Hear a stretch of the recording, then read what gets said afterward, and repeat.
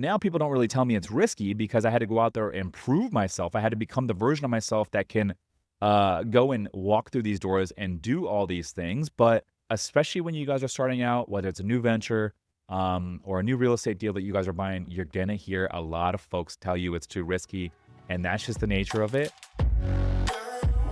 What's up, everybody? Welcome to another episode of The Report. Today, we are going to talk about probably the biggest lever that you guys can pull if you're listening to this and maybe you are a full-time W-2 employee looking to do your first real estate deal, or maybe you're looking to start that first business or get into whatever that new venture might be.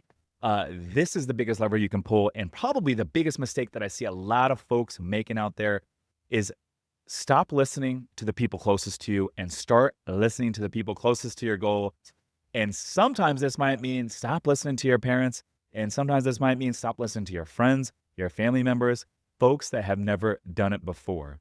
And so unless your parents or your family members and your friends, the people closest to you, unless they're in a place to where you inspire to become, maybe whether it's 5 years down the road or 10 years down the road, you probably should think twice about taking advice from those folks. I know back in 2019, when I was getting my start in real estate investing, I was working full-time as a air traffic controller at the time. I didn't know a whole lot about business or real estate, but I was consuming a lot of books. I was listening to a lot of podcasts. I was going to networking events in the real estate investing space, and I was getting around a lot of folks that had been doing it. And, when you listen to a podcast, the cool thing about a podcast is you get to hear from others, their stories, their journey, their perspective on whatever the niche is, whatever the space is that you're trying to get into.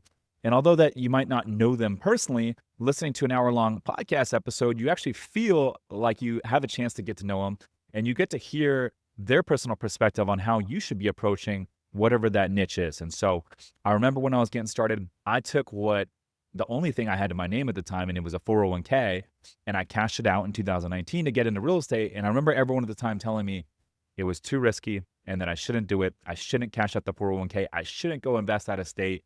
And a lot of these folks were family members, close friends of mine.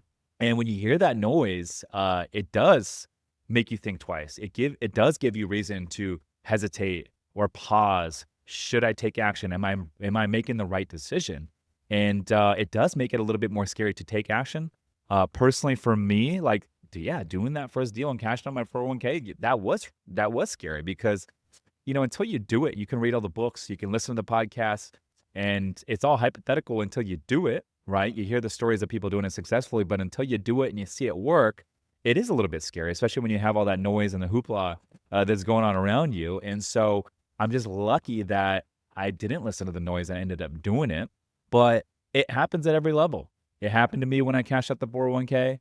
It happened to me a little bit later when I decided to partner. People told me it was too risky to partner, and I did it anyways. And then later, I raised capital. I started raising private capital. People told me that was too risky and that I shouldn't raise private capital.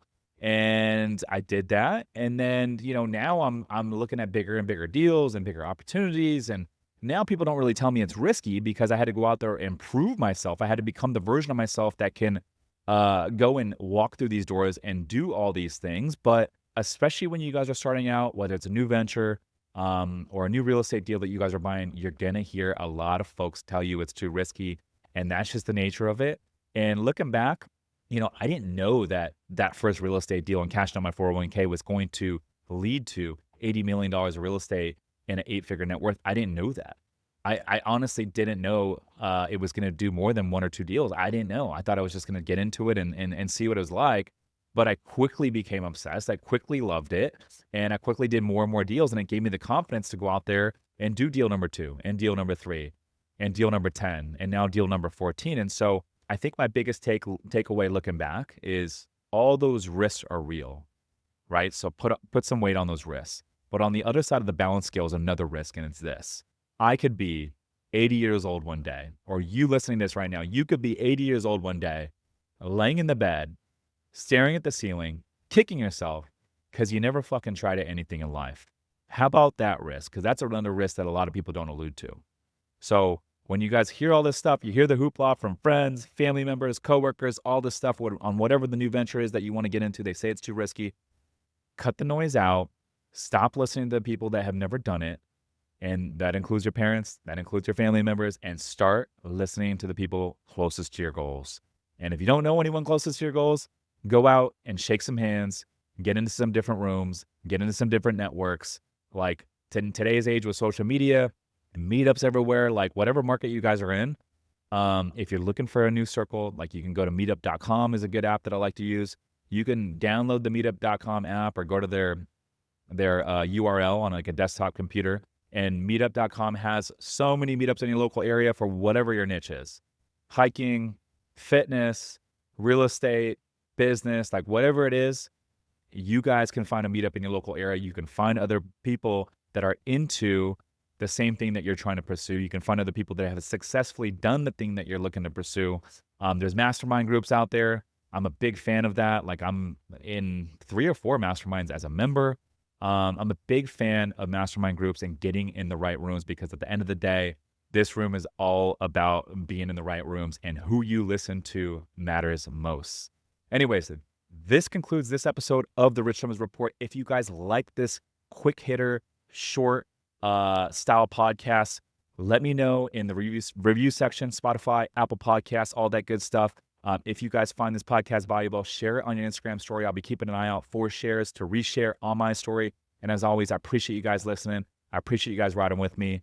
And I think this concludes this episode of The Report. Listeners, thanks for tuning in. We'll see you guys on the next one. Peace.